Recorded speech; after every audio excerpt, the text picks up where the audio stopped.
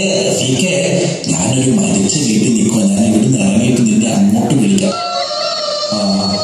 അവന്റെ വാപ്പ മയ്യത്തായപ്പോ പോലും ഗൾഫിൽ നിന്ന് ഒരു കോള് വിളിക്കാതിരുന്നു.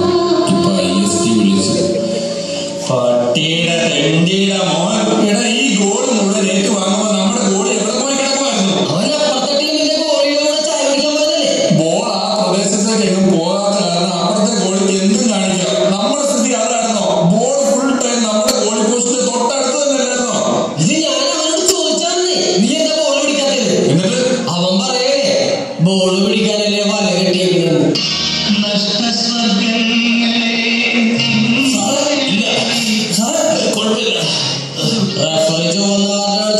അല്ലെങ്കിൽ ഒരെണ്ണമെങ്കിൽ ഞാൻ അടിച്ചത്.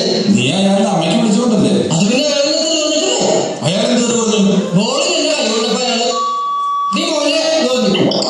അയാൾ പറഞ്ഞത് അതല്ല, പിന്നെ പെനാൽറ്റി ആണോ മോനെന്നാ. അയ്യോ സാറേ, ഈ 34 നമുക്ക് ശരിക്കും ഗോൾ കിട്ടി. എന്നാൽ അവസാനത്തെ 2 മിനിറ്റ് എനിക്ക് നല്ല പ്രതീക്ഷ ഉണ്ടായിരുന്നു. ശരി, അവസാനത്തെ 2 മിനിറ്റിലൊക്കെ കളി മാറി പറഞ്ഞ ചരിത്രമുണ്ടേ. 34 എണ്ണം തിരികെ അടിക്കണം, ഒരെണ്ണം കൂടുതലും അടിക്കണം.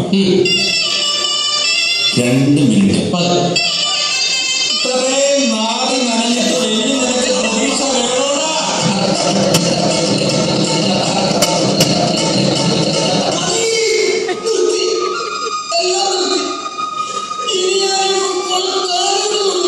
അത് കളിച്ചപ്പോഴും തൊട്ടില്ലല്ലോ. നിനക്കെന്താ പ്രശ്നം? അടുത്ത ആഴ്ച കല്യാണം. ഈ കൊല്ലം നാട്ടിൽ മുഴുവൻ പാട്ടാക്കിയ സ്ഥിതിക്ക് ഞാൻ അവിടെ മൊത്തം എങ്ങനെ നോക്കുന്നതാ. നിനക്ക് എങ്ങനെയൊക്കെ നോക്കാം. കല്യാണം കഴിഞ്ഞാൽ അവള് നാട്ടുകാരുടെ മുഖത്തെങ്ങനെ നോക്കും?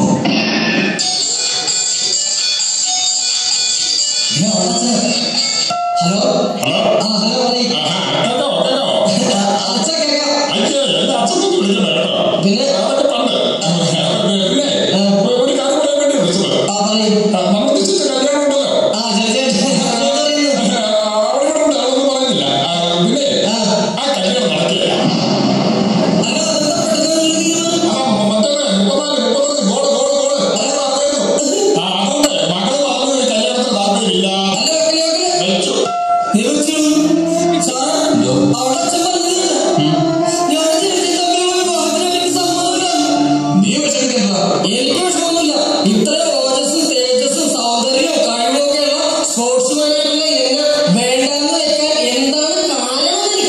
എനിക്ക് തോന്നുന്നത് ഇപ്പൊ തന്നെ നിനക്ക് കളിക്കാൻ ഒരു അവസരം കിട്ടി. എന്നിട്ട് നീ അടിച്ചോ? ഇല്ല. നിനക്ക് അടിക്കാൻ പറ്റിയോ? ഇല്ല. ഇനി അടിക്കുന്ന ഒരു പ്രതീക്ഷ ഉണ്ടോ? നല്ല പ്രതീക്ഷ. എന്നാൽ അവൾക്ക്